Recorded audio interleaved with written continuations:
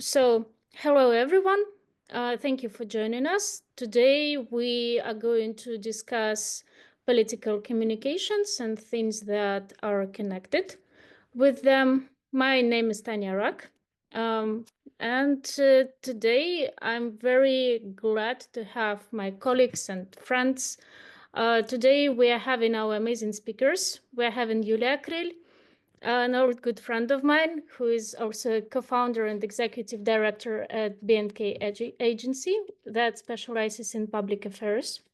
We also have here Marcin Branowski, who is the Alumni Programs Director at Students for Liberty, and who also has some experience in political campaigns in the UK, US, and now is back to Poland and trying to build his career here. And we also have Sofiia Kekukh, who is currently the founder of Senses of the Evening, which is a cultural project based in London. Sofiia is also the ex-content manager at the government initiative from President of Ukraine, Volodymyr Zelensky, United 24. And she also worked as a communication specialist at the Ministry of Economy of Ukraine. And Sofiia also had the internship with the Ukrainian embassy in the UK. And then we have me. I'm hosting today's webinar. I work as Chief Operations Officer at the network of think tanks We Are Innovation, and I have the background in communications and journalism of 8 years. So I would prefer to build today's webinar as a friendly discussion. I think that most of the guests either know us personally or are connected through the network. So I would really appreciate the live discussion. And I think that the more people would be engaged into this conversation, the more productively we can build it. To start from, I would like to start with the open question. So as we are discussing communications, I think that communications is generally quite a complicated topic. It's complicated sometimes to communicate in life, but when we are talking about professional fields, and especially when we are talking about politics, and we are living in times of constant political crisis, turbulence, wars as well, then how, guys, would you say that one should maintain trust and credibility in times of this instability? Yulia, maybe you would like to start. You're putting me right in the spotlight at the very beginning with probably the toughest question, you know. So thank you so much, Tanya, first of all, for setting it up and setting up your initiative to discuss political communication. I think it's something that's happening in our lives from the way the human civilization and democracy existed. And it's just evolving, and it's very important to talk about the craft itself and talking about, you know, how we can maintain trust and credibility is the same answer that lies at the whole spectrum of strategic communication, political communication, human communication, right? Because you have to maintain trust and credibility as a human. You cannot be an amazing communicator in your work and then not be one at home, in your life, with your friends. I think it's all about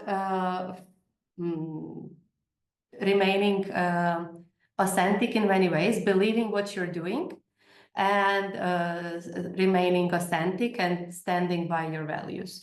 Because I mean, it's all about common sense, right? It's our life is about common sense. So when you know that you're doing something wrong, you cannot really defend it, and you cannot really defend that messaging and sell those messaging. That's what political communication is doing. It's selling certain ideas or positions, trying to persuade a vast majority of people in front of you. to convince to consider these ideas first, and hopefully join you and believe in them as well. So you have to, first of all, it has to come from your belief. You have to believe in this. And I think that then the second question comes is about, good actors and bad actors and those people who believe in their messages and who believe in the messages that follow certain values that we pertain as good values, and those who believe in messages that we pertain as negative messages for us. But it's very challenging to stay truthful and truthful to your beliefs. And also remain credible when there is a lot of fear to sometimes to speak up for your ideas. I'm also very curious what Marcin and Sofiia think about this, because Marcin is working in idea-based advocacy, and Sofiia was working right in the heart of one of the biggest problems we've been having in the Western world. Thank you, Julia. Yeah, I would suggest to give the floor to Sofiia right now, because I think that Sophia's prior work, prior position would fully correspond to my question, because unfortunately the situation in Ukraine is quite turbulent because of the war. And I think that managing content, managing the narratives in such a tough environment, also very fast-paced environment, also managing the diplomatic aspect of communications here is quite tough, important, and let's be honest, it's also quite stressful, and you need to be aligned on the current agenda all the time. So Sofiia, we really would appreciate if you could share your experience, and of course if you have any cases that you find challenging or you think that they're worthy sharing, and of course if you can share, because sometimes it's also quite sensitive information. So the floor is yours. Thank you. Well, it's my honor to be here today. And to be honest, this is my first event where I am invited to be a speaker at a panel discussion. So in terms of trust and credibility, I think when we were creating the content at United 24, we always ensured that the data we collected, this is the data published by the government, published by the national official sources.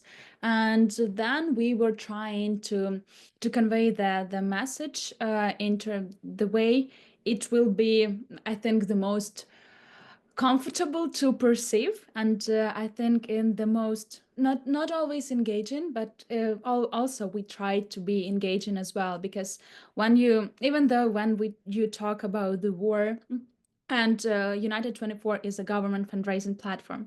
So when you talk about the war from the platform, you need to be sure that the content you're posting is 100% correct.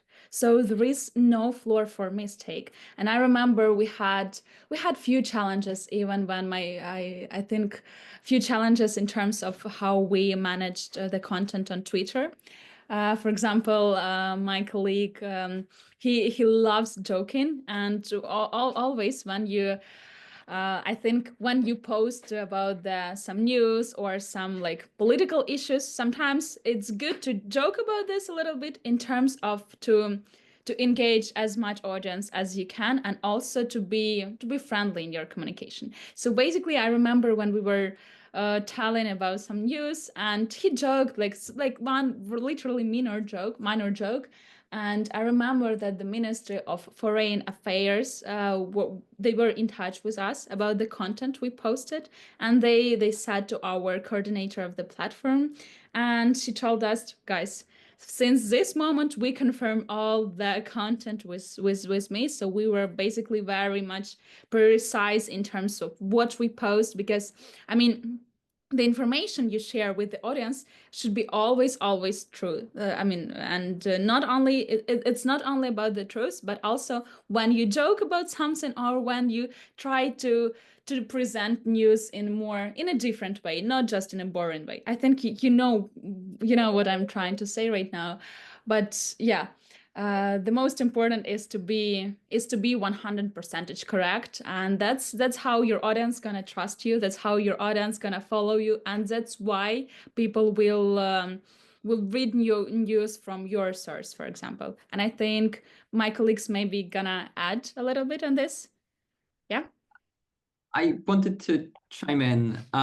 So first of all, I love the commitment to being true to yourself and to your data and all that.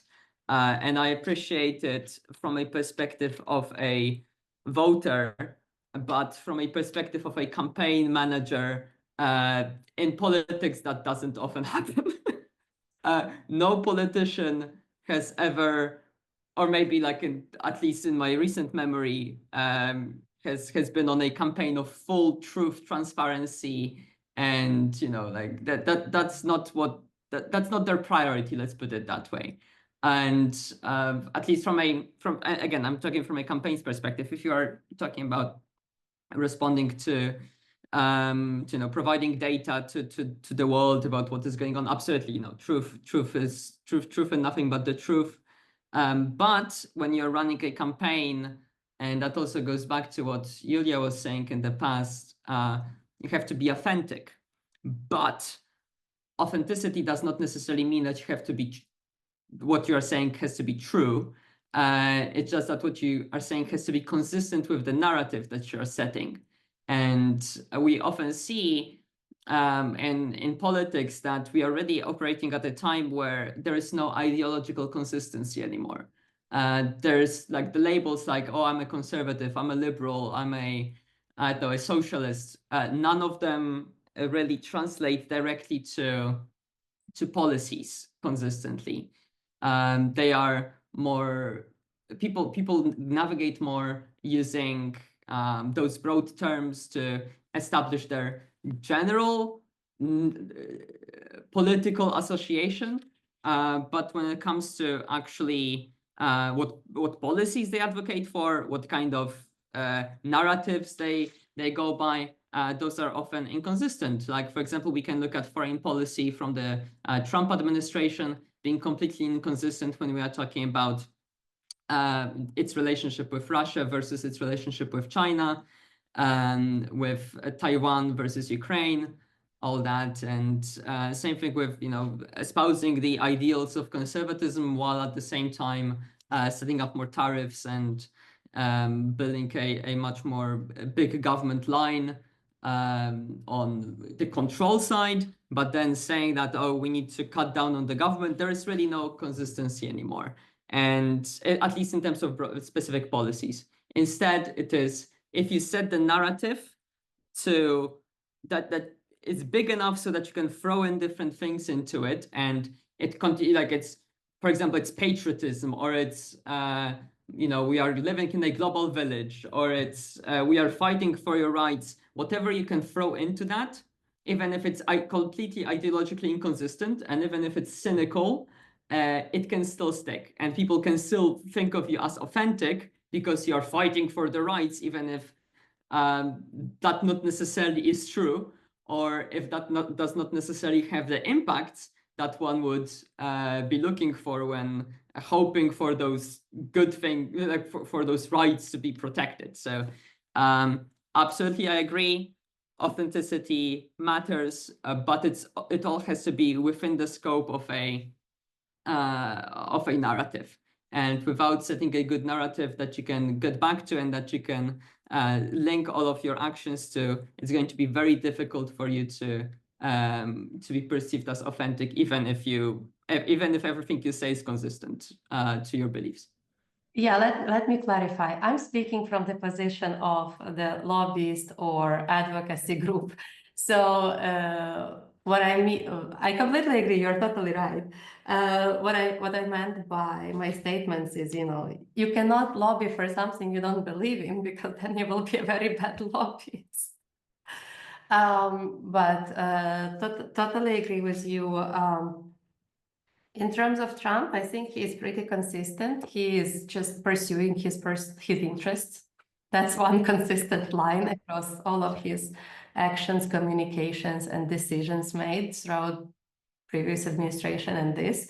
So the very easy answer how to read him is probably that whatever is in the interest of Trump, America, his his goals. True, but Trump is not, sorry, one last sentence. Trump is not selling that. Like, we as observers can see that he's pursuing his interests, but Trump wasn't running on make Trump great again. He was running on make America great again. He's running on, you know, America first, America strong, everyone else go F yourself. And like, that's the official narrative, right? Like, it is very self-serving, but the narrative that he's trying to portray is very like patriotism and all that, even though that doesn't really make much, has much relevance in the actual state of things. I think that does not matter whether we are talking about Trump or any other politician. I think that we can just draw the line that one of the most important things is, I think that all of you guys said, it is consistency and transparency. And I understand that transparency does not necessarily mean the truth, but I think that I would label it as, first of all, you need to stick to facts. And also, if you can stick to facts that are well known, and those that are circulating in the public space, then it also helps you to build the narrative in a more efficient way.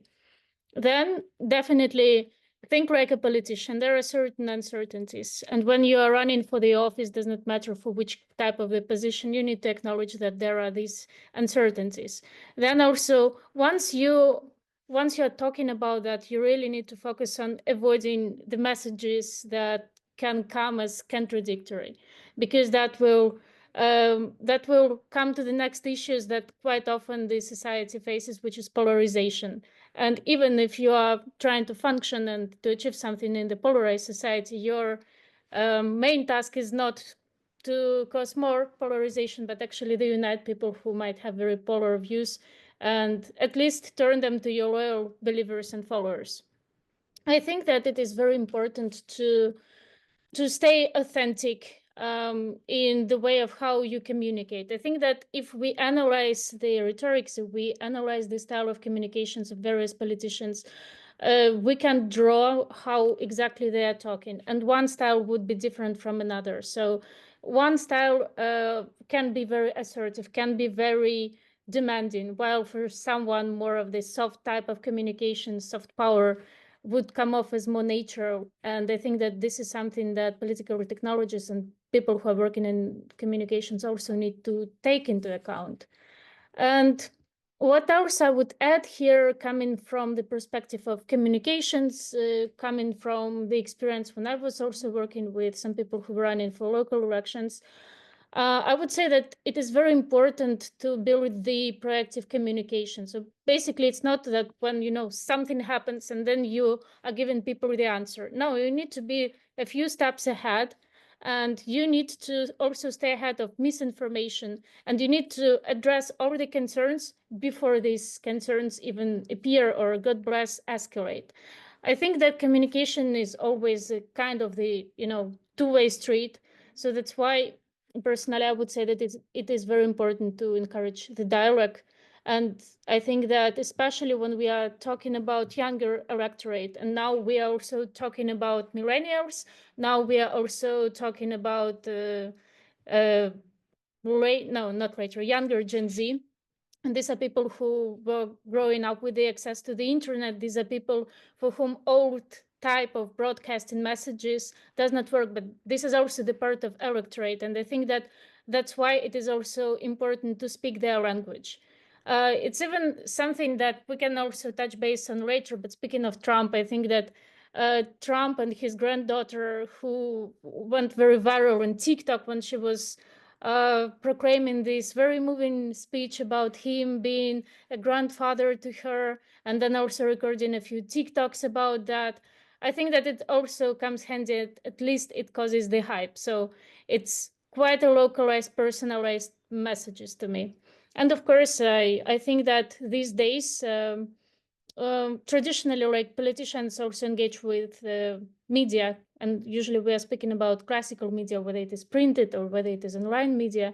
But these days, I think that new media also appears as some respected figures. So we are talking about public figures, we are talking about influencers, because quite often they have lots of credibility, people have trust in them, they have certain reputation. So I think that the messages could also build around building the broader community here. Generally, I think in all communications, the community factor is super important. And coming to the next question, which is very closely connected with that, in your opinion, guys, what role does storytelling play when it comes to political messages? Marcin? Okay. Marcin. Sorry. So in politics, storytelling is everything. All the narratives, every single thing that a politician says, every single thing that they do should be tied to a grand story that they want to tell. That's the narrative. That's where the communication is set. That's every single ad, poster, tweet, all of that has to be a part of a story, because that's how humans consume the world. That's how we see it. That's how we talk about history. We take a bunch of events and we put them together and try to draw lines between them and draw the change that is happening over time as a combination of a multitude of events. And in order to show how those events relate to each other, we need to have a story. And that's how you motivate your electorate. That's how you have people donate to your campaign. That's how you have people retweet stuff. All of that has to be a part of a story. And if your story is either not, resonating with the audience, if it's not something that people want to be a part of, that they want to join in, then you're not going to have much success with your campaign or with your political change that you want to accomplish. Everyone has to feel, or at least the people that you want to vote for you, have to feel that they are a piece in the puzzle that you are trying to make with the policies that you're building, with the campaigns that you're getting, and all that. Voting or in general, political participation for 99% of people is extremely limited. We are mostly observers, we are mostly consuming and being affected by politics, but we only really get to impact it every 4 or 5 years, at least in most countries. And to feel that for the rest of that time, the things that are happening are partially because of you, you have to be kept engaged as a voter, and you have to feel that, hey, this is your team playing against another team. You have to feel that there are some stakes, that there are some characters that you need to root for, and that for change to happen, it has to go through you. And for that, a story is critical, and we've seen that with whether it's with Trump in the US, and or whether it is with the opposition in Poland over the past few years, and them getting into power, and with people being extremely unsatisfied with what they're doing now, or their lack of action, or stuff with the things happening at the UK, or really most of the countries. Stories dominate political discourse and political action, and if someone is oblivious to that, then they are not going to make a change or even get any electorate going for themselves. Definitely. Thank you, Marcin. Ladies, would you like to add something from your experience, your perspectives? I want to share a little bit from my experience. So I think when we started working with Valery Zaluzhny at the Embassy of Ukraine to the UK, he asked me what the platform will be good ground, good floor to start sharing his opinion, because he has so much to teach and he has so much to share. So that's why he wanted to start sharing his thoughts and his opinion on what is going on the situation. And in general, he has like really a lot of academic insights, I would say. So he wanted to inspire and aspire. And I suggested him to start his LinkedIn page. That actually was one of my responsibilities at the Embassy of Ukraine to the UK. I was responsible for establishing the ambassador's brand on LinkedIn. And I would say the way he started this, I mean, when we were working together, we started it very, I think the idea was to inspire, but at the same time, not to be not to be the one who knows everything and so on and so on. So I think we established like good I mean, in my honest opinion, I think his brand on LinkedIn looks at least very persuasive and it looks impressive. And I would say there are like each single post, it was originally written by the ambassador, and it is full of insights. So, you know, when you are sharing something, when you're a public figure, when you're a politician, when you're a public figure, let's not focus on politicians, but in terms of if you're a diplomat or if you work in related field, I think the most important is to be an interesting person too. So people will share, people will follow you, and more importantly, people will share your thoughts. People will listen to you.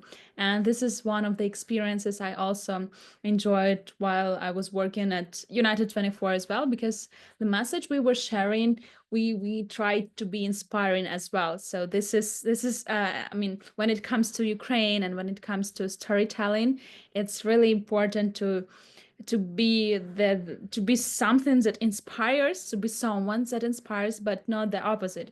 Because I mean, it's tough to talk about the war, and it's hard to every single day to talk about this. And when it comes to the context, to the content management, like at United 24, I mean, it's also for the team, it's also hard to every single time to find new way how you can share the information, what information can be shared or is not good to share with. And I think some of my colleagues are also here from a public sector field. We all agree that storytelling is key, and storytelling is the key instrument, and the way you share the story, the way the story will be perceived. So if your intention that, like, for example, and one of intentions at when I worked at United 24, we wanted the whole world to fall in love with Ukraine, to appreciate this country, to love this country, because when you love somebody, you care about somebody, and when you see that this somebody is suffering, when you see that this somebody right now needs your help, needs your hand, then you will take care of this.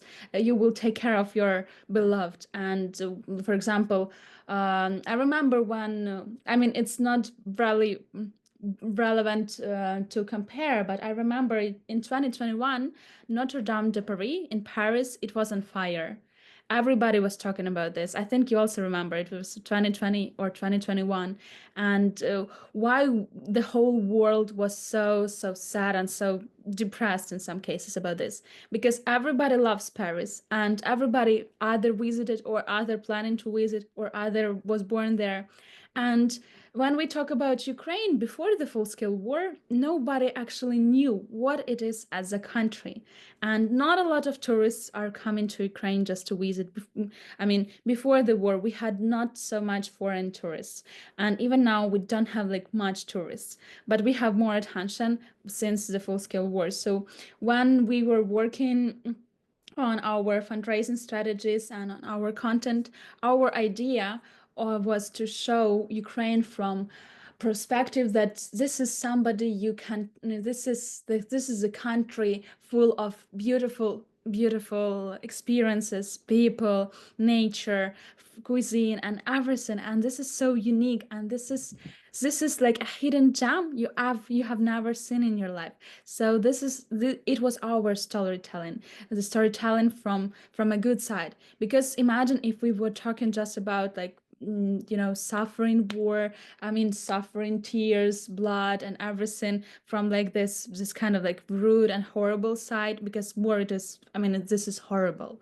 And but yeah, if we were talking just about bad sides, bad things that were going on, I think people would be very depressed by seeing this content on like every day in your social media. Nobody wants to listen to this, to talk about this, even like even now, even before earlier. I mean, it's tough and it's hard, and so we didn't want people to be to be like, you know, the one who is very sad and depressed about this and doesn't want to talk about this. We want people to be open to talk about the war in Ukraine, and we want people to love Ukraine, because I mean, this is just a ordinary country who just needs help and who just needs to finish this war on our Ukrainian conditions. And we want a peace, and ordinary civilians. I have many of my friends who are living right now in Ukraine. They are suffering just from every single day. The missile attacks are coming and going on. And it's tough.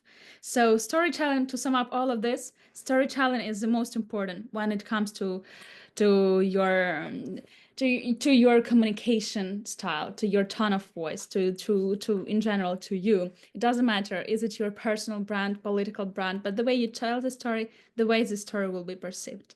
And yeah, I think I hope that our main goal as a platform, and in general the role of Ukraine, I deeply hope that we will achieve this.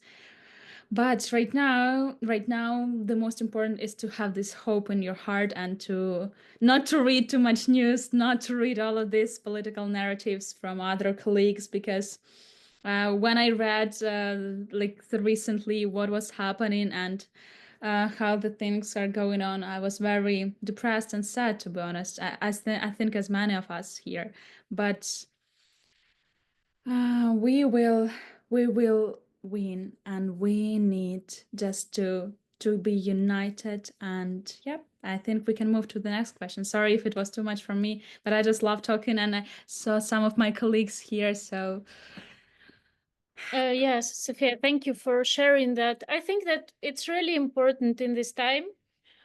I mean, speaking from the Ukrainian perspective as well, I think that when you are engaging with international audiences, and I can also speak about it maybe more from media perspective or journalistic perspective as well, because I was highlighting the events when the war just started quite a lot. And I would say that there is a certain challenge when you're reaching out international audiences, and things are happening in the world all the time. And I think that the biggest challenge is actually how you deliver the message without getting people overtired, because I understand that there is one context, which is a domestic context, and you are 24/7 with that because it feels very personal to you. But then when it comes to international audience, you cannot come off, as a victim. And I generally think that victim mindset is a harmful thing, but especially it is harmful when it comes to storytelling. And at the same time, you need to make it personalized, so that there is not the random person who suffers, blah, blah, blah, but there is a particular person who is going through a certain situation. So you need to build the storytelling around the certain hero then. And then, of course, as you mentioned, the storytelling when it comes to culture, of being hidden gems, as certain things in Ukraine worth exploring. And of course, it applies to all other contexts. I'm just speaking about Ukraine because it's quite close to my context as well. But yeah, I think it is necessary to deliver that. It is necessary to talk about that. And also, I think that here I would say that it is also important to be proactive, and you need to shift the narrative in a way that people resonate with you. So, Yulia, do you have anything to add on that, or we can also move on to the next question that would be more specific to your guys' experiences? Actually, yeah, I would just add my 2 cents. First of all, I agree with everything that everyone said, but I think that also storytelling needs to be simple and easy to understand. I think that the messages that resonate with a vast amount of people are the simple messages. So, if you remember the case of George Floyd and Breonna Taylor, everybody remembered these two names, and they remembered that people of race and color have been brutally assaulted by the police. And then there is the second element to the storytelling, that it needs to be followed by the specific call to action, by the specific solution to the problem. So that the action during that time was end police brutality in the US, and violence coming from the law enforcement. In case with Ukraine, all storytelling that Ukraine has been doing has always had specific messages behind it, which was close the sky or give Ukraine armor and weapons or impose sanctions on Russia and so. So the storytelling is good if you have the reason for it and if you follow it by specific solution to the problem. At least in our work, if we are just going to tell people interesting stories without reasons why we are doing this, it's not going to help. So as much as storytelling is important, the kind of logic and specific calls to action behind it are also very important. Thank you, Yulia. Coming into more details, so based on your experience with B&K and your clients and all the background in communications that you have, how would you see the most essential elements when it comes to having and managing the successful advocacy campaign? Yeah, it sort of resonates with what I was saying before. You need to have a specific goal behind your advocacy campaign. And it might be a little long. Many organizations do their advocacy campaigns just to raise their profile, for example. They are complaining and talking about all of these bad policies and doing stakeholder engagement because they need to show to their donors, to their members, to their supporters that they're doing something. And then there's also, of course, high stake advocacy campaigns, like in case with Ukraine, for example, where you have very specific goals behind those campaigns. So first of all, your messaging needs to be very simple and your call to action needs to be very simple. And then you go through your, based on the goals, you find your target audiences, who are the people who can, support these goals. The policymakers, is it broader public, is it maybe some specific businesses that can do this, and you have to craft your messages based on your target audiences. So you don't speak the same things to everyone. Maybe to the media, your stories are much more compelling. Maybe to the businesses, you speak numbers. Maybe to the policymakers, you speak the impact on their constituencies and how their voters are going to respond and how their profile in their work is going to work out. You have to use very understandable, messages. If you make it too complicated when you don't know what you want, then you are not going to get your results. I think you also should not be afraid of using data and educational materials and coming as human. I have to believe in that messaging, but generally, these are just two main things that your goals need to be adjusted. Your goals need to be very clear, and your messages need to be adjusted. And if you have a big community that is supporting you, that is behind you, it's of course always much better.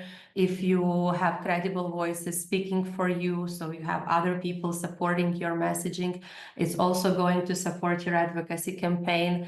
And if you can measure those outcomes and results, because very often, again, in political communication, in public affairs, it's very difficult to measure the outcome. But if you can also measure those outcomes and see the tangible impact, then you can say that you had a successful advocacy campaign.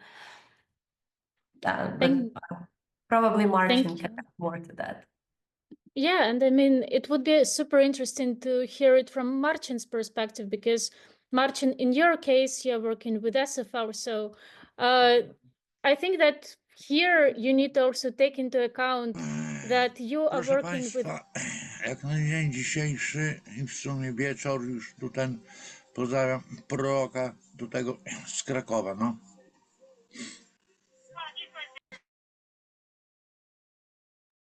Sorry. So to continue, Marcin, so how would you tailor the campaign messages to different regions. And I think that it's necessary here to also, measure the impact of the initiatives that are also made at a certain level on policy changes. So how would you see all that in Students for Liberty? Sure. So tailoring your messages about the most important thing you can do when running any communications campaign, because there is no universal narrative, there is no universal message that is going to resonate with everyone. And with whether it's Students for Liberty or whether it's on political campaigns, you have to first and foremost understand who you are talking to. Who is the target audience? What are their aspirations? What are their fears? Why would they want to do anything with you? And how you can provide that to them? What is the value proposition that you are advocating for and that you can successfully deliver to them? Because a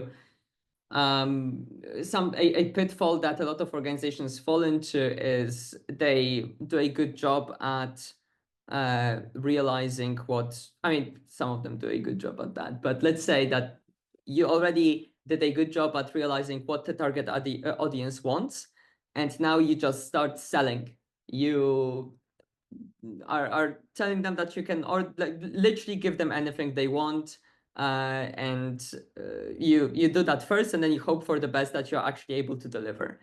And that can work for the short run, but sooner or later people are going to realize that, pardon my French, you're full of shit, and that you can't really deliver on your promises. It's, for some of them, it may take quite a bit of time, but they will realize it sooner or later. And so being able to conduct a stakeholder analysis that is successful and that you actually understand, okay, who are the stakeholders that you need to convince, two, reflecting upon what you can actually successfully deliver, and three, combining those two into a set of services that you're delivering to them, and a method of communicating that resonates with them, that makes it attractive, that makes it something that people are going to be excited about and that they're going to tell their friends about, is going to be extremely critical. On the other side of the spectrum, we have people who spend a lot of time developing their product and or their service or their campaign or whatever on the services side, on the value proposition side, but they never research how to actually sell it to people. They don't conduct trials, they don't reach out to their audience, they don't talk to them, they don't see at what other people did, what worked, what didn't work. And then you can have the best product in the world, you can have the best campaign, you can have the best candidates, but if you can't make people aware of your product, service, candidate, then they are never going to even consider it. And two, if you can't make them excited about it, then even if they know about it, and even if that would serve them well, they're never going to even try it. So making your product exciting, making it targeted, understanding your audience, all of that needs to fall into place. All of that you need to consider in order to have your campaign be successful. And communications, in order to be successful, have to hit all the boxes here. If I may add, this is where storytelling comes in pretty much. When I was working at SFL, my favorite video was, I think it was called something like How to Start a Movement, which is basically there is this park or field and people are chilling and somebody turns on the music and the music is so engaging, but everybody's afraid to dance. And then this guy who's like completely not caring about a thing in this world runs in and starts dancing, and then he needs just one follower, and then one more person runs after him, and then he has a crowd. So you have to kind of show people, because storytelling can be different. It's not just talking. It's visual, it's actionable, right? So when people see the story that, you know, you can go and have fun in a park and dance as if I was partying, not knowing that there is no tomorrow, people will follow you. So and it also is connected to what I was saying in the beginning. You have to really believe in what you're doing to have a successful campaign, because I have never seen some of this, you know, extremely big pressure groups where people were not really truly authentically believing what they were doing, either like farmers or union workers, etc. All of these people really believe in their cause. So, and that's why they're so strong and they pressure so much on politicians and on others. So kind of, Tanya, this question kind of summarized what we've been talking about before. Yeah, definitely. I generally think that it is very important to believe in what you are doing, but especially when you are communicating something, I think it is a very big difference whether it was artificially crafted. And of course, you can hire good speechwriters, and usually if you are building a campaign, if you're a politician, you have lots of people who are in charge of representing your image or the ideas that you broadcast publicly. And all of these people are professionals, but still, you need to be able to guide people. And I think that if you are interested in becoming a leader, your prior task is basically to lead people, to unite them. And to unite them, you need to be close to their hearts and what their current pains are and what they are passionate about. Which also brings us to the question to Sofiia.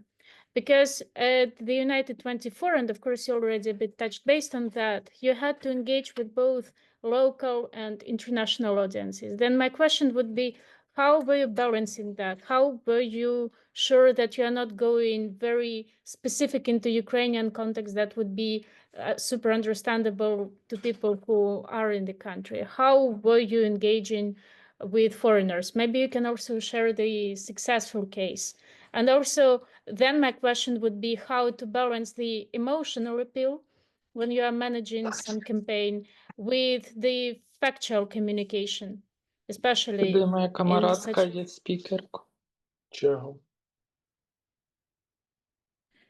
Yeah, I'm sorry. Just one of my friend more joined, and I'm happy to see more of you here. Okay, in terms of United 24, we had many challenges, and but all the fundraisers we launched together as a team. We believed in each of them, and we believed that we're gonna close it.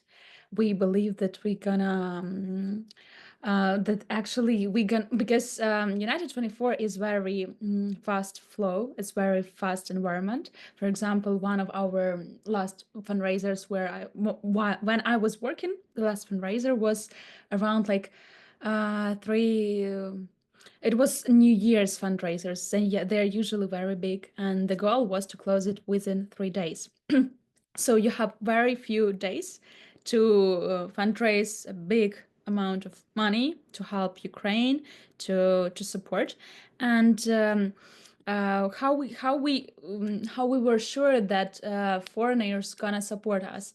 I think then again, starting from our ambassadors who were supporting us, because we engaged with worldwide celebrities.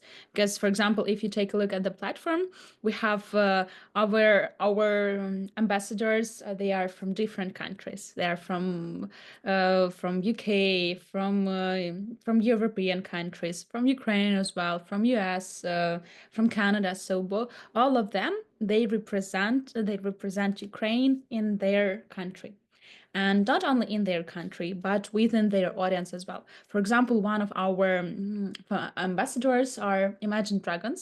I'm sure you all listened to their music, and they supported our rebuilding direction. They helped to rebuild the house for one family. as I remember I remember the story, and I remember I even met the director of Imagine Dragon, Tyron. He's always Arnold. He's always visiting Ukraine very often, and I remember I asked him like, why do you support Ukraine? I mean, you're American, you are director of brilliant videos for Imagine Dragons. You've been working in this industry for like many years, and right now you are traveling to Ukraine very often. You're going to the front line because he traveled to Sloviansk, he traveled to Donbas Oblast, to Donetsk Oblast, and he traveled within the cities. He traveled to Pokrovsk, like he traveled in very dangerous cities. And I remember I asked him, and he told me that this is the right thing to do. So people just support Ukraine because they see it as a right. They see it as just somebody like in this war. It's pretty clear who started this war in 2014. It's pretty clear who invaded the country in 2022. It's pretty clear who is doing these missile attacks right now. So people just stand with Ukraine because they see that this is the right thing to do. And we were sure that people gonna unite around Ukraine, and people gonna donate to United 24, because United 24 is the official government fundraising platform. And I mean, there are lots of different funds. They are very big ones, smaller.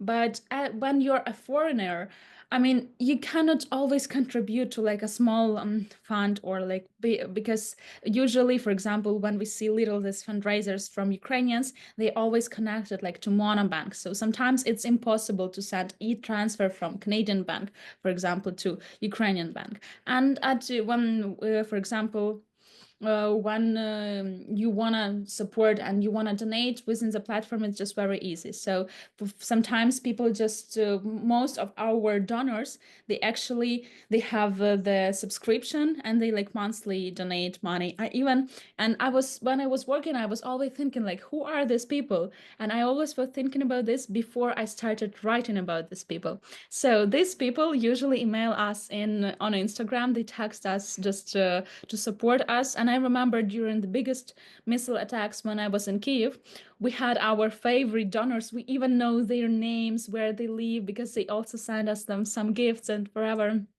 I remember Ashlyn, she was always asking about how is the team, everything is all right, and she was always sending these hugs and support and emojis of I mean, it's just, I think we were sure that people gonna support Ukraine because this is the right thing to do. So we communicated in English, we communicated with the support of celebrities, and we also, our campaigns were always different. I mean, if you look at the videos, for example, with Mark Hamill or with Mark Strawn, we try to have this personal touch with celebrities as well. For example, if you donate to our fundraiser, you have a chance to win, for example, something personal from a specific ambassador, or something personal from the platform. So yeah, that's how most of people who are supporting Ukraine via United 24, they are from different countries, but not from Ukraine. Ukrainians usually, they support local funds. They prefer to send like to friend of friend, because you know these people and you have this personal attachment. While when you're a foreigner, you can support via the platform, and you are sure that this money will go to rebuilding. And also usually people from other countries, they don't always like to support like the military. And one of the direction which was supported by the biggest number of people is actually medical aid. So people were also sure that they are just helping like to save lives. And this was also one of keys how we engaged with the audience, and how we were sure that they gonna stand with us. And I'm very grateful that my job experience was also kind of like an impact of how to help my country. And yeah, I believe that's it from me. But if any of my colleagues want to add to this, or maybe you have another question for me, I'm happy to tell you more. I'm pretty much sure that we will circle back to it very shortly. But I think that it's very important, as we are talking also with a global audience today, which is based in different countries and different continents. I think that I would like to address the next question to Marcin, because just for the context, Marcin has the experience in the UK and in the US when it comes to political campaigns and living for a certain period of time in these countries. Maybe you could share the differences that you spotted when it comes to addressing broad audiences. And also, as now you're in Poland and with the upcoming elections, I think that things are facilitating here as well. How would you see whether these strategies are something that you can also implement in Poland, or how would you see building the effective strategic communications in Polish context as well? Sure. Thank you so much, Tanya. So these are three very different countries politically. I mean, on the global scale, they're fairly similar, especially the US and the in the UK. But when we get into the weeds of how their political systems work, how the campaigns work, it's a completely different world. The US is it's a giant when it comes to how much money is being spent on campaigns, the level of professionalism that is tied to it, because there is so much money in it. In Poland, there is almost no money in terms of political campaigns. Everything is pretty much everything is publicly funded.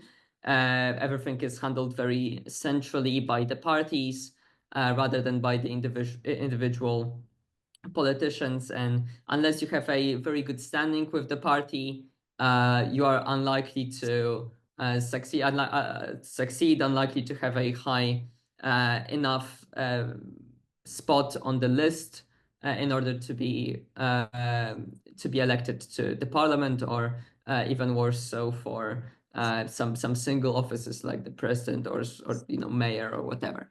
So there is that. Two, because of this difference in money and in how long politics has been around, let's say as a game that everyone can play, the strategies are also vastly different, and the tools that people have at their disposal are different too. So in the US, there is a much more data-driven campaigning going on. So because you have voter registration, you can basically see how often people voted in each of the districts, how many people you have registered, where they live. You can talk to them directly. Like people, have a lot of volunteers, a lot more than you do in the UK or in Poland.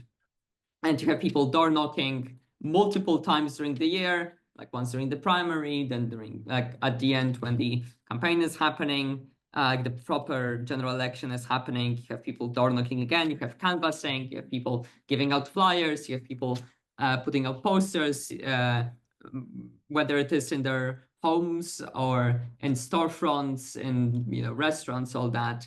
In Poland, the biggest manifestation, let's say, of political support are these huge posters that people put with just like the last name of that. It's like Kowalski, number 5, list 3, stuff like that, and then his picture, and like for Poland or something like that, and that's it. That's the extent of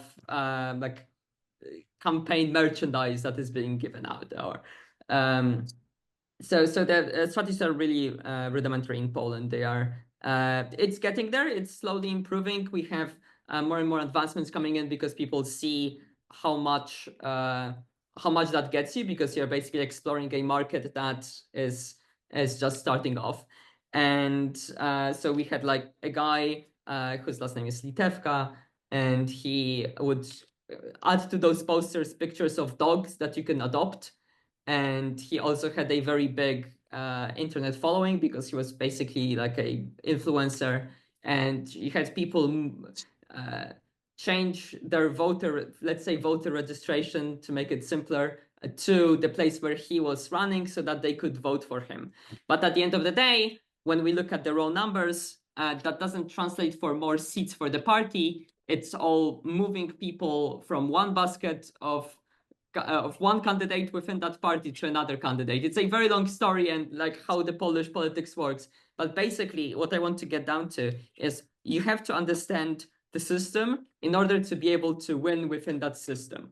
So you have to know that, hey, you have a lot more candidates running in the same district in Poland than you do in the UK or in the US because of the system being different. You know, you have multiple representatives in Poland while you have a single representative for one district in the UK or in the US.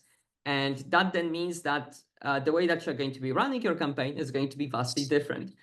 That doesn't mean that you shouldn't learn from others, learn from other countries on what kind of strategies they are using and see how those can be translated into your particular country. So wherever you are in the world, talk to people in the country, mostly in the US, because that's where all the money is.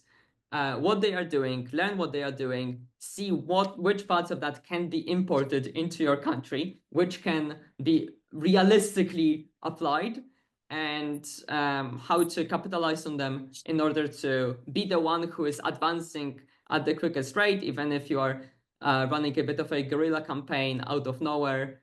If you have the technological advancements on your side, and if that asymmetry is favoring you, then you might be able to have a lot of success because everyone else is just stuck in their old methods.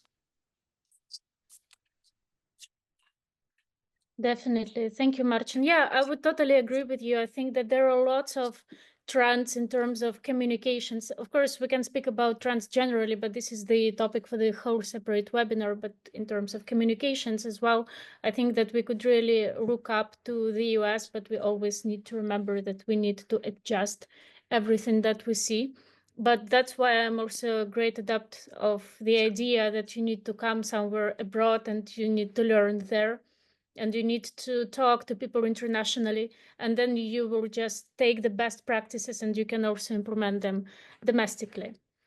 Speaking of trends, the next question will go to Julia. So I would like to ask you, of course, there are lots of social trends that changing quite rapidly. There are trends in public affairs. So how do you think what trends in public affairs will shape political communication in the next, let's say, 5 years?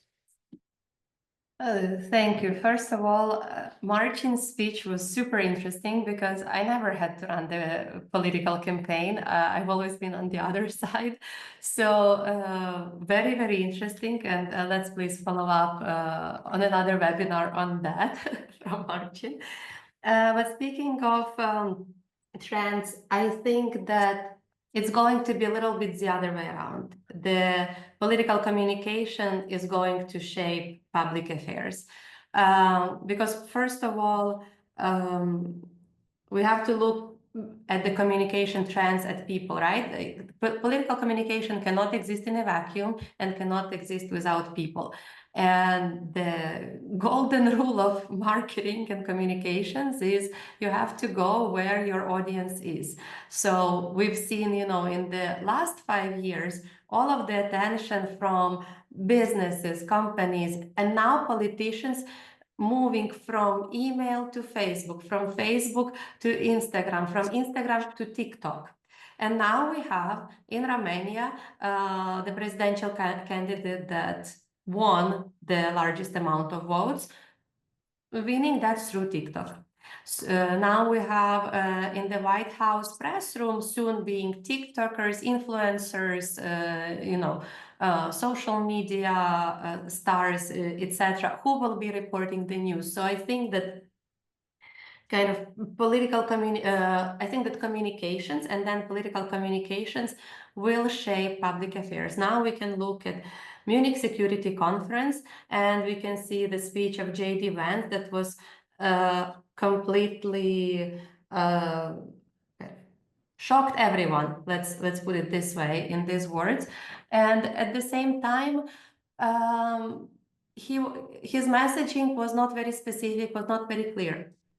Was not very much on point of the discussions at Munich Security Conference. Everybody was expecting him to talk about other things.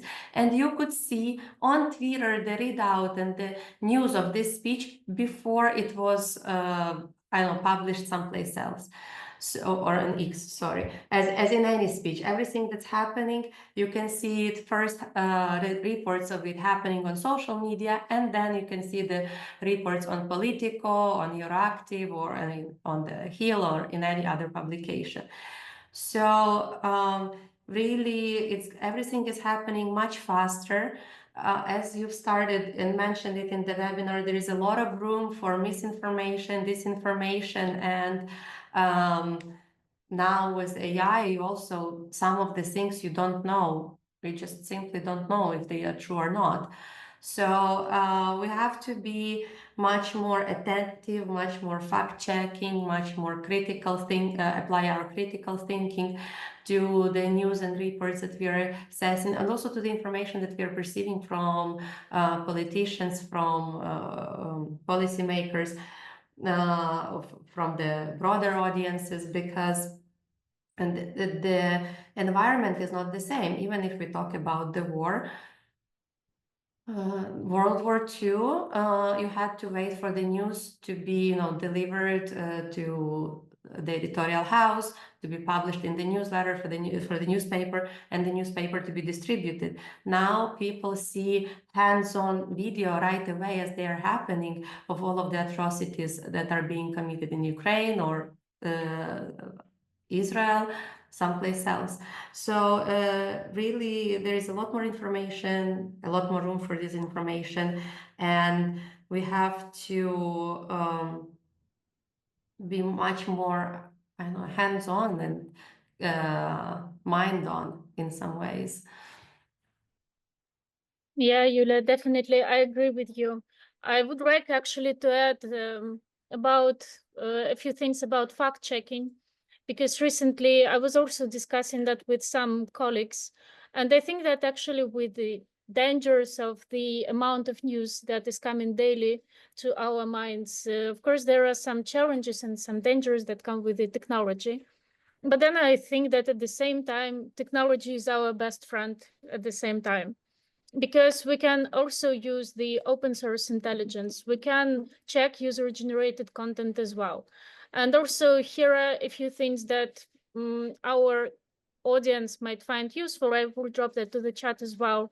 So you can also try out some data scraping tools. And I think that this is something, if you want to stay aware about the ongoing issues, you can actually use the software to collect information from government websites if you want the official data. Or you can also use that to access the databases or go through databases that is usually quite difficult to navigate when you do not have those tools, and then you need to go through all the lists manually. So you can do that through the tools like Scrapy, or you can do that with DivBot, for example. And DivBot is the AI-powered machine that actually helps you to extract the data in a way that it will be very structured from web pages. And I will drop a few more links. Just wanted to add on that, but I think that it really helps if you are, especially if you're working in communications daily, or maybe you're also a journalist, because for journalists it is also super important. So I will get silent here and I will drop the links, but before we open the floor to the audience and guys prepare your questions, I would like to answer the last question for this webinar to Sofiia. Because Sofiia, you worked in different institutions, and now also you had the experience in working with embassy in the UK. And then my question would be, how would you see the difference in terms of the political communication? So what would be the difference between the diplomatic context from managing a national campaign? And maybe there are some lessons that you've learned from that. Maybe you also have some lessons or experiences to share about generally the role of public diplomacy, and what is its role when it comes to shaping public perceptions. Thank you. I want to share actually more about diplomacy, answering by this question. So basically, when you talk about political communications, and I mean, in my context, when I was working at United 24, we were talking very bravely, I would say, about Ukraine, about the war. about how it is important to fundraise and to support as well. I mean, and we were sharing the stories, like personal stories of people who donated and who supported us. It was the key because donors actually became friends, and they started literally, it's a real story. I remember two girls, they also from the US, and they even they met in one city, in one state, and yeah, so we were talking about how to unite people. When it comes to diplomacy, here you need to be more I would say patient, and here you need to be, I would say, less you're still brave in your actions, but when it comes to words, you're very, very careful. And I want to tell you more about the lessons from Louis Turner. He was a British ambassador to Austria, and if I'm not mistaken, he was actually also he was working so yes, he was former British ambassador to Ukraine, and he worked during 2014, and yeah. So basically, we met with him in person, and I remember he published his book Lessons on Diplomacy. So some insights from him. So trust is everything. Diplomacy relies on credibility. If people trust what you're saying, you gain influence. If they don't trust you, you're ineffective. The second one, listening matters more than speaking. So, for example, if we compare diplomacy and public political communications, for example, United 24 and Embassy of Ukraine to the UK. So here, when I was working at Embassy, when I was doing my internship, I was paying attention to small details, because in diplomacy, small details can lead to big consequences. You never know what this meeting with this particular person can bring, or this kind of project, how it can be impactful for your country. Also, when it comes to diplomacy, you need to be very patient, because diplomatic progress is often slow, and pushing too hard can backfire. Sometimes waiting is basically the best strategy. But I mean, it really depends on a situation, on a context, but you need to be very patient. You need to be very adaptive as well, because the world is changing, so diplomatic challenges as well. And flexibility is the kind of approach you need to take when you are working in this environment, or when you're creating, let's say, communication campaigns from diplomacy, from the embassy as well, from diplomatic contexts. Also, building personal relationships is crucial. Formal agreements matter, but personal connections, they open doors and they make negotiations smoother. And I remember when Louis Turner, he told me that he was working as a British ambassador when in Ukraine, our president was Viktor Yanukovych. So it was pretty interesting environment to work, as a British ambassador said, and he told me that about how it is important to build personal relationships. So in his time, he didn't do this. Once the former president of Ukraine invited him to go shooting, and the British ambassador was so scared to go shooting with Yanukovych, so he actually didn't go with him. But I mean, it sounds pretty fair, because I mean, I don't know if I would go with Yanukovych to shooting. I mean, you never know what can happen there, right? Right. But if you're a diplomat, and when you're working in this country as an ambassador, and the president invites you to go like on some, let's say, like, and not very professional event, but some kind, like, to establish personal connections, you should go for it. You cannot decline the president because you're scared of him. So he told me, joking about this, he's retired now, but it's still one of his stories, how it is important to build personal relations as well. And also, humor can be a powerful tool. So when it comes to less formal meetings, it's always good to joke. And as I think here we have some Ukrainians, and I mean, our key, I mean, how, if you want to make friends with Ukrainians, you need to have a good sense of humor, because we always joke, even when the wars happen, and we still keep this, we're not giving up, because we are having our bravery, our sense of humor, and we rely on ourselves. And also, in terms of diplomacy, it is important to stay calm under pressure. I think it's clear for everybody, no matter where you work, but still, crises in diplomacy, they are always everywhere. You can wake up and something is going on in the country where you're a diplomat, and you don't know, because he was telling, I remember when he worked in Nigeria, and there was like lots of different situations he was never prepared to be. But when it comes to being a diplomat, or when it comes to working in communications and diplomacy, it's very interesting way. It's just very interesting, and it's just very, I would say, when you choose this path, you cannot go back to something different. You just cannot switch.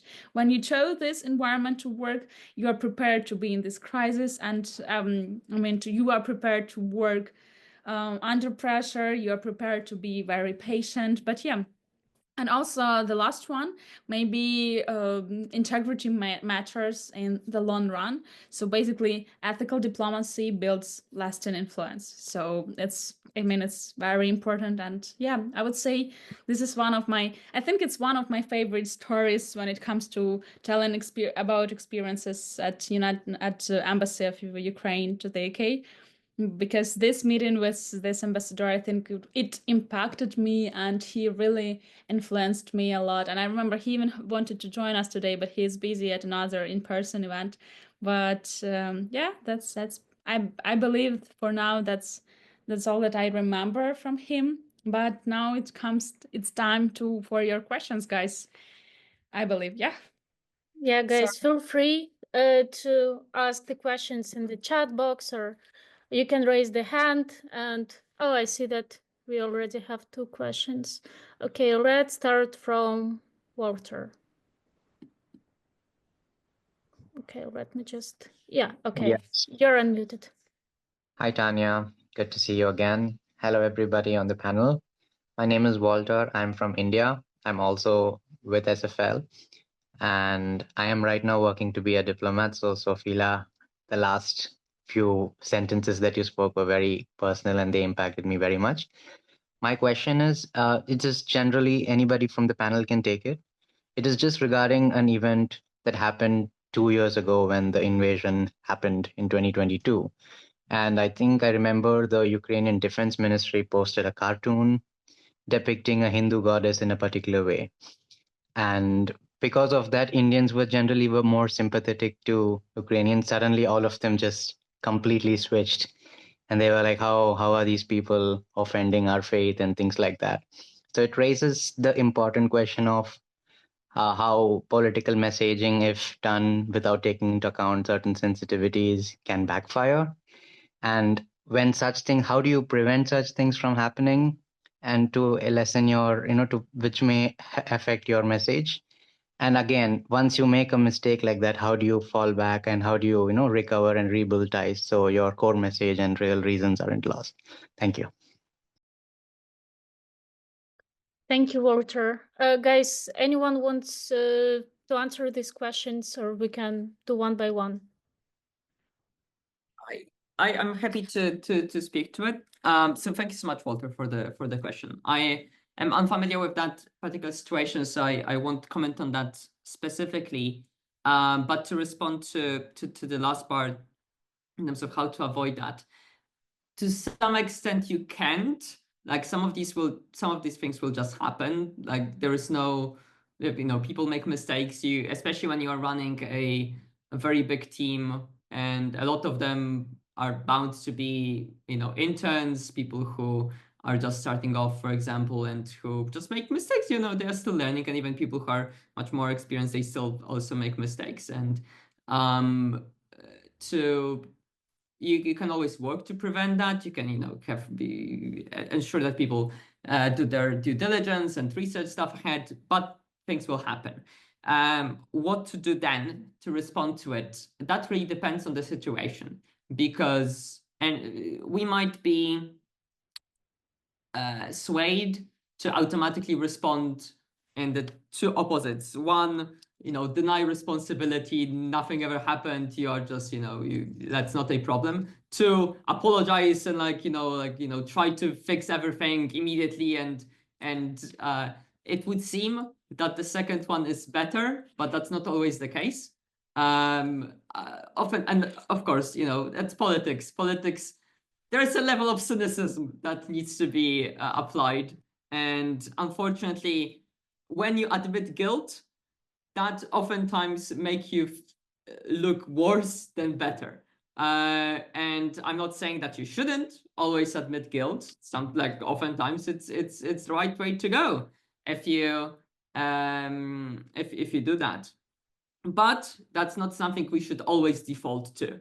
And primarily, the first thing that you should do is analyze the damage. Is it something that is going to hurt my objectives if we keep it as it is, or if we just delete the post, for example, to keep with that scenario, we delete the post, we pretend it never happened. In the internet, nothing gets lost, unfortunately. But you can you don't want to create a Streisand effect, so you don't want to put more attention to the problem by announcing to everyone that, hey, we messed up. So sometimes just deleting and sweeping it under the rug might do the trick. That also depends on how long that's been up, how many people have already reposted it, how many people have talked about it already. If it's been up for 2 days and it already has 5 million people seeing it, it's probably not going to be that easy to sweep it under the rug. So you might want to have a proper response, apologize, have a, call the ambassador of India or whatever, go all out.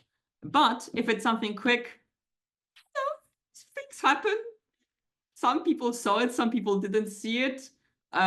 It's not like, Twitter space in India, for that matter, is going to be a deciding factor for the next year or so. If you start to take back and apologize and go all out, that's going to announce it further, and your allies might start piling up. You don't want that.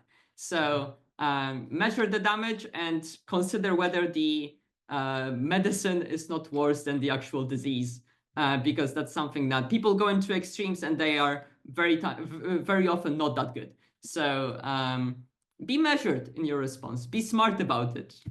Don't waste your opportunity to not mess things up further.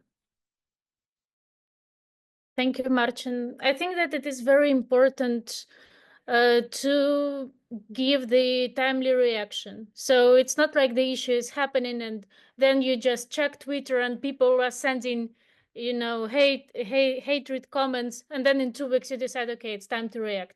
And I think it's very important to do the daily monitoring generally, and you need to have people who are responsible for that. So if they can do the daily clippings, for example, and if they can track the general perception of the audience, then you can more or less understand which kind of things can occur and who you are dealing with, and then you can understand and react to the situation better. But of course, there are lots of things that can happen. And of course, there are also such threats as black PR, for example, the tricks that your opponents can do. And then you also need to be reactive on that. So my general recommendation here is to be very active and not to prolong the responses. And of course, yes, Marcin, 100% agree with you. You need to be smart about it.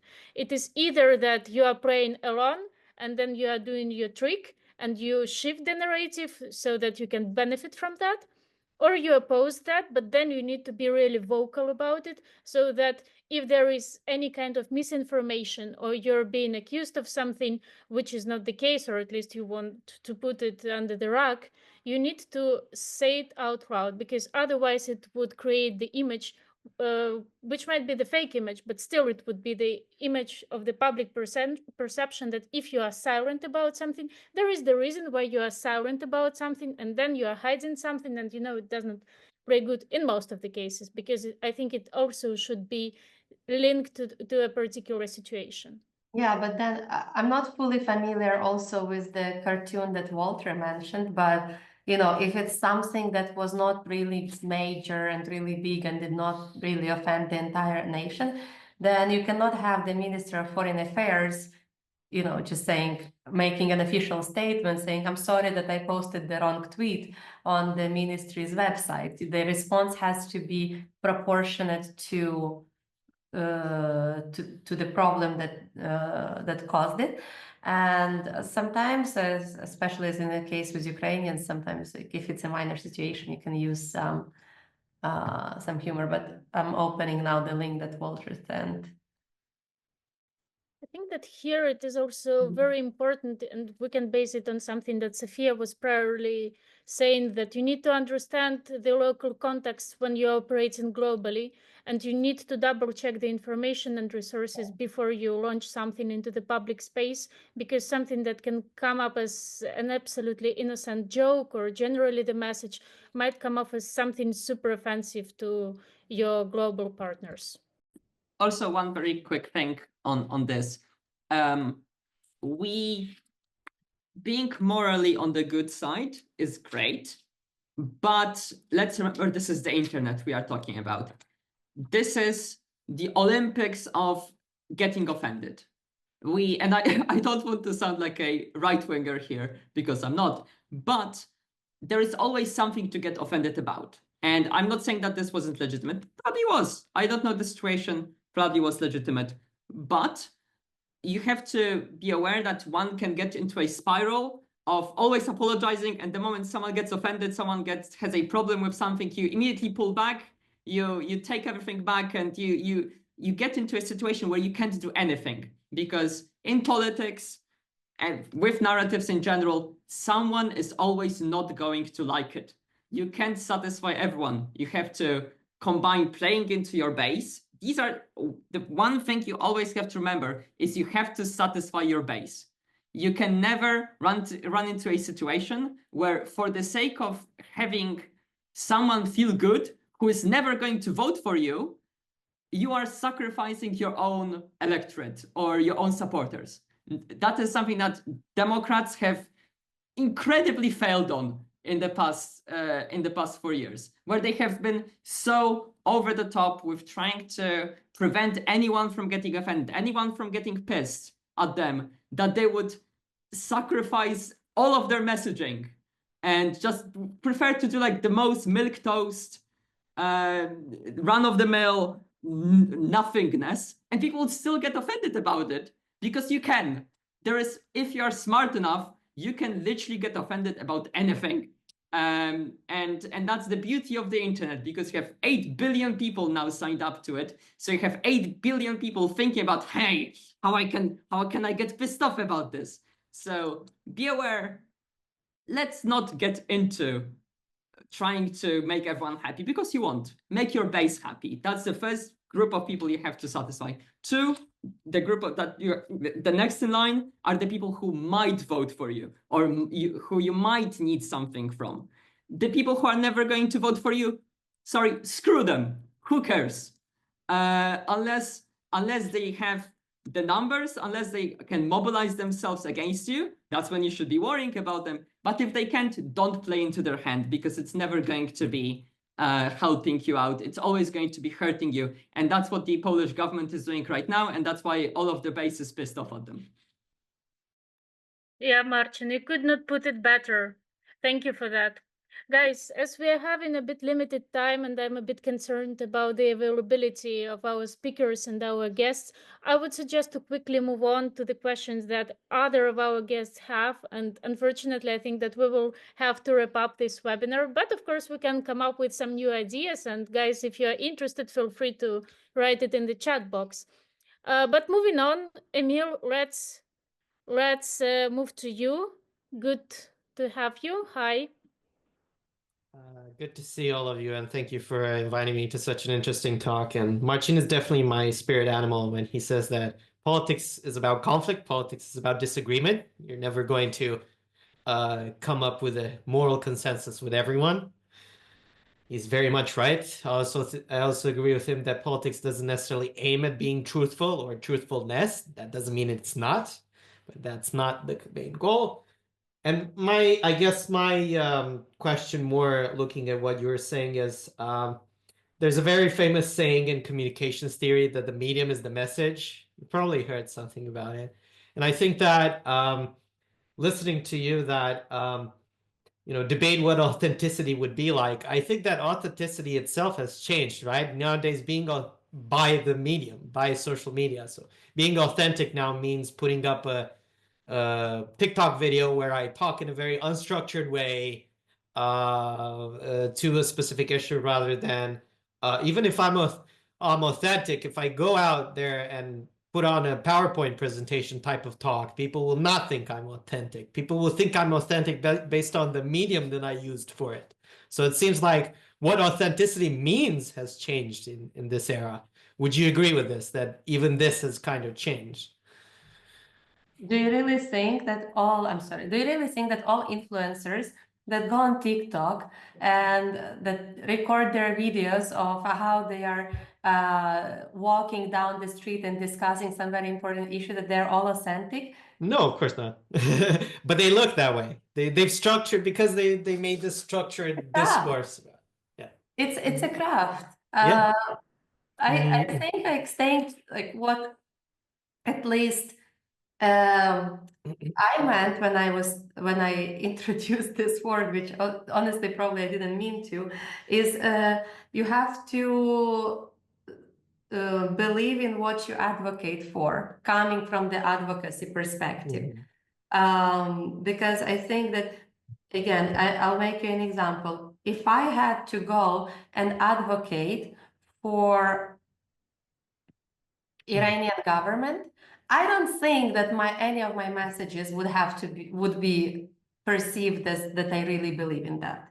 And then my lobbying would not be effective. I mean, maybe some people would perceive that there is some foreigners advocating for terrorists, that they can be legitimized, but I really think that the successful communication comes from some place where you really believe in what you're advocating for. So Marcin is right. There's not really room for the actual authenticity, but you also have to adapt the common sense. If for you as a meal, it's much more natural to convey your ideas and your beliefs through the PowerPoint presentation or through the research or through a public talk, that will be authentic to you. And if you have to, I don't know, put a dress and dance on a TikTok video, I don't think as much as it seems to be authentic, that would be authentic. So you still have to, know your audience, but also know yourself. And as people will follow you when they see you believing in what you're doing, and then it's the same for politicians. They believe that they have to be elected politicians, that they have to be successful elected politicians. And that's why many of them are so effective and convincing. I would love to chip in here. I agree 100% with everything that Julia just said. I think that you need to, when you're talking about crossing the mediums, getting to different types of media, you need to make sure that you keep you don't lose yourself in the medium. You apply the medium to yourself. Let's put it this way. So, for example, there is a guy, don't ask me how I know it, but there is a guy who does math equations on Pornhub. It's definitely not the type of content you see on Pornhub, but he is a math tutor. He gathered an audience on Pornhub and he's teaching them math. Does that fit the profile of the medium? Probably not. But he gets an audience. He's himself. He's authentic to himself. And you have the same thing with politics, with political campaigns, where when you're a politician, let's say you're a 60-year-old politician, don't start doing dances on TikTok, exactly as Julia said. Do shit that a 60-year-old politician would do and apply it to the medium. For example, in earlier in 2024, there was a huge trend. I mean, I don't have TikTok, so I only learned from it from people reposting reposts from Reels on Twitter, but Richard Nixon's presidential library was doing fan cams of Richard Nixon. And the kids that never lived under the Nixon administration were doing fan cams of Richard Nixon because one, it was so bizarre that Richard Nixon was having fan cams, and two, they made it with with that pathos, with that power that, oh, Richard Nixon, oh, such a great guy. So you have to fit into that. You have to take your personality, that narrative, that vision that people have of you, and apply it to the medium and see if it sticks. Sometimes it might be the most boring shit ever, but because you're authentic, people might still like it. But don't try, to force yourself into something you're not. But also make it interesting by it being you. That's what should do the trick. So it won't work always. You have to fit into a trend, and with how trends work nowadays, it might work for a week and then it's going to die. But at least, hey, it's a week. That gets you somewhere. Most people don't get even that. So so it's always better to be a math tutor on Pornhub than to be a math tutor on YouTube and have 5 views on your videos. Well, I'm not going to change my message by the medium, but I think I know which website I'm going to use for press release statements from now on. Thank you. Yes, this webinar was proudly sponsored by Pornhub. I'm looking forward to the upcoming press releases from the CCC. So please keep me posted. And if you are planning to release any newsletters, please sign me up. And please link to the math tutor. I mean, unfortunately, he is dressed in all of those. I hope so. I hope so too. Otherwise, your entire speech, Marcin, can be irrelevant. Hey, why not both? Why can't you combine math tutoring?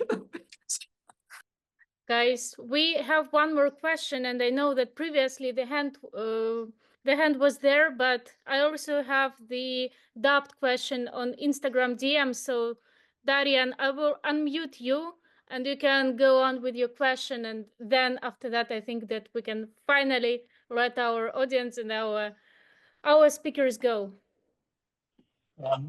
Thank you, Tanya. I'm not sure if you can hear any background noises from me, but I'm researching the latest topic we've been talking about. So if you hear some weird equations or something, that's just you have obviously been very influential tonight in this conversation.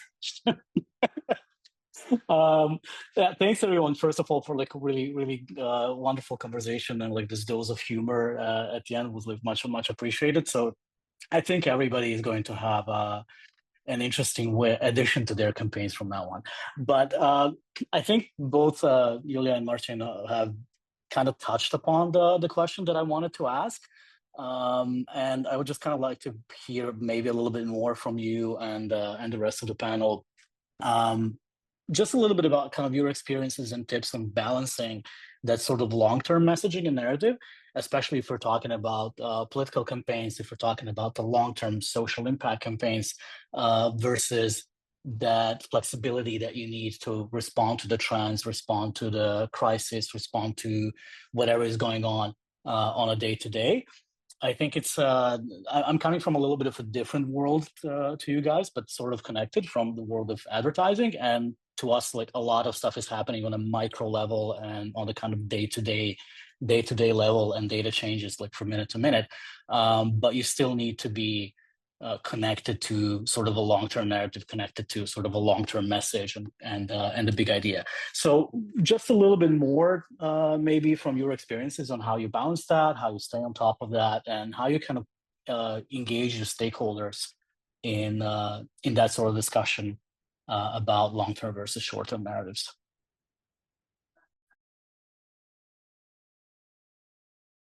I might start actually. I think that it is very important to include that when you are working on the strategy, because I think that you always need to remember about your long-term goal and what you want to achieve in the end of the day. So if you want to cultivate certain ideas, or if you want to reach certain audiences, all your activities are needed to be aimed for these audiences. How you can achieve that? I think that you need to basically repeat one and the same message. It should not be overcomplicated, as we were discussing before. And those ideas should be simplified so that you can reach out all the parts of the audience who you are targeting. But of course, it is very necessary to be adaptable and flexible again, because there are so many narratives, there are so many informational messages that people are receiving daily. And I think that it is very important to know when you can get onto this message. You can give a comment, or if you see a social trend, you can get adjusted to that. If there is something that is happening on the news, comment on this news, express your position. If there is some trend even on social media, you can also jump into that. And I think it might also be something that can be efficient if, let's say, you're 60 years old politician and then you are jumping on, I don't know, TikTok trend, and this is something that people would not expect you, so that will give you the additional booster to recognition, because this is something that your electorate is also not expecting from you.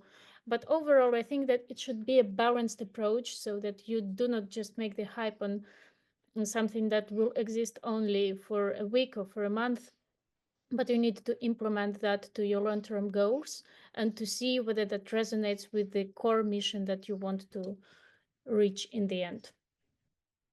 Yeah, I would probably jump in here to add to what Tanya was saying, which I agree with.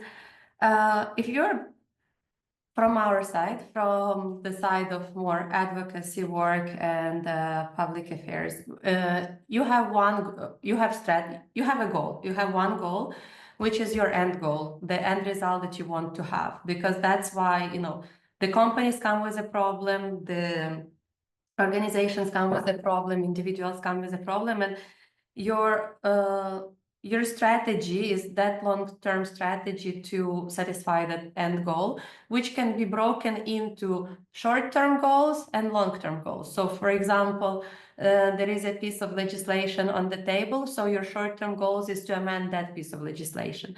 Then your next short-term goals, might be another piece of legislation. It might take different periods of time. But if you change your strategy, then you basically change your goals, your values, and your ultimate purpose why you started doing the advocacy. I mean, look at the all advocacy campaigns. They as what we were saying about staying consistent is to don't shift away from what you actually need to achieve, because then if you will be chaotic, you won't be able to arrive to any kind of result. If you have, if today you're, I don't know, let's say you're an advocacy movement, you're an advocacy organization, and today you're advocating for the rights of, I don't know, farmers. Tomorrow you're advocating for data and digital, and the next day you're advocating for something else, and your messages are not consistent, then people will not be able to understand who you are and what you're doing and what they need to do to support you. So you have to be very, very coherent with all of your communications, and you have to be very consistent with your goals. So, and of course, short-term wise, you can just adapt and adjust based on the current events. Yeah, I'll just throw in on the political side. I'm a big fan of canvassing. I've done it myself, and I've worked with focus groups, and I think that there is a lot of value to gain from reaching out to the stakeholders and learning from them on what they want and what they like about your messaging, what they dislike about your messaging. But you have to be pragmatic about it again. So you don't want to, as Yulia was saying also, you don't want to run into a situation where you change your narrative every single week because you got some new feedback that this person did not like it after all. So you are going to switch it back again. There was a great a video from The Onion where they have like a panel and they get live feedback from the viewers. and they just keep pandering to the viewers, and the moment that they see the support going down, they switch up their narrative completely just to one-up each other. You don't want to run into such a situation. You have to think about, especially when thinking about the long-term effects, most people do not think about them. There is a tragedy of the temporary, that we are only thinking about what is going to be, what's going to be the next day, what is going to be at the end of our nose, and we don't tend to really consider the long-term implications, especially in politics, where in 2, 3, 4 years, someone else might be in power. So whatever is going to be happening then both the positive and the negative things are going to be on their on their sheet that they get evaluated on, rather than on yours. So prioritizing both the short-term effects, like you have to make sure that the short-term effects are at least as good as status quo, basically. And if you understand what people are happy about with the status quo, you can see what you can change and what you shouldn't touch. And again, cynicism, I'm sorry, but if you become too disruptive, even if the end goal is going to be great, even if the end goal is going to be something that everyone wants, if you are too disruptive now, if you make people's lives actively worse right now, they are not going to be encouraged by that end goal. The only time where you can completely uproot the status quo is when things are so bad that people don't want that status quo, that they would just rather have everything burned down and started from scratch. And you can only do that, for example, when there is a war, when there is a global economic crisis, when you just kicked out a government that was extremely unhappy, like extremely unpopular, and people just want to see them razed to the ground. That's when you can uproot things. For most of the time, in most countries, you are taking what's good about the status quo and you are making things better from there. Even if the change is going to be smaller, even if the long-term impact is going to be smaller than if you made huge reforms, unfortunately, most of the time, incrementalism does the trick better for long-term political outcomes, which is not great. That's not how the advocacy world works like, because in the advocacy world, you want that aspirational change, right? In politics, you want people to at least be happy about how things are right now. And the longer you've been in power, the happier you have to make them about the now, because the less you can blame the other powers at play for the status quo.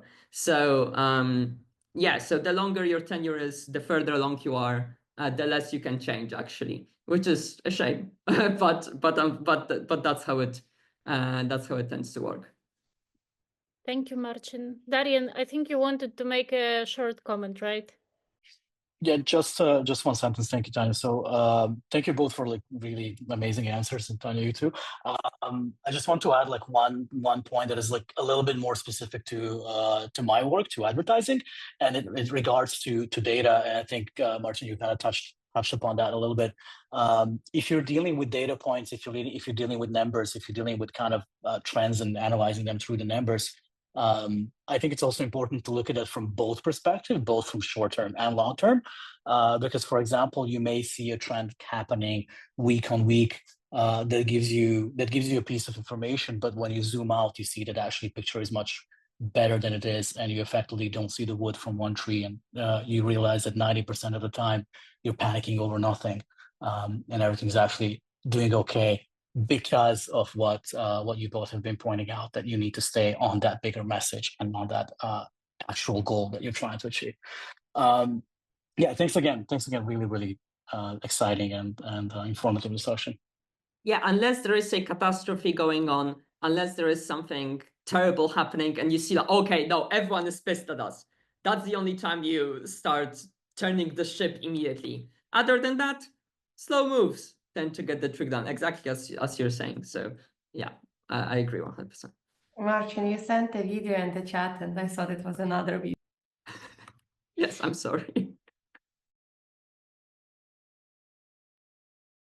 Well, anyway, we got a lot of content today, both from our speakers and in the chat box, and also for our audience who was kindly asking the questions.